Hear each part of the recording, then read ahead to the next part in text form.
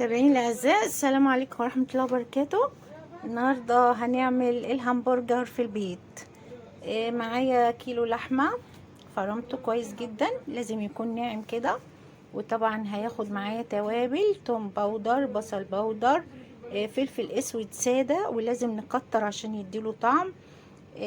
معايا كزبره، معايا كمون، معايا بابريكا، توابل لحمه. كل ده لازم نظبط بيه الهمبرجر. وكمان اخدت معايا معلقه كبيره طحينه، وخدت بياض بيضه، و2 معلقه دقيق عشان يمسكوا معايا قوام الهمبرجر. عجنتهم كويس جدا. وده مكبس الهمبرجر بالشكل ده. انا جبت طبعا كيس، اي كيس نضيف عندي. وطبعا اخدت معايا قطع الهمبرجر كور بالشكل ده، يعني وزن الكرة تقريبا 150 جرام. طبعا ضغطتهم في مكبس بالشكل ده بحيث ياخدوا بصمة المكبس وشكل الهمبرجر بالشكل ده.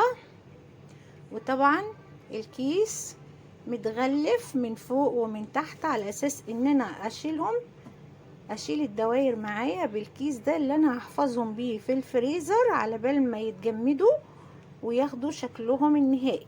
وبقيوا معايا بالشكل ده. شايفين حضراتكم بقى همبرجر ولا مش همبرجر؟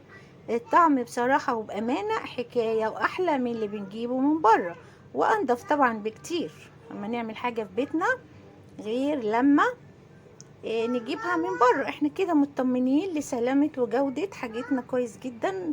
طبعا النظافة، اتقان الشيء اللي احنا بنشتغله بالشكل ده.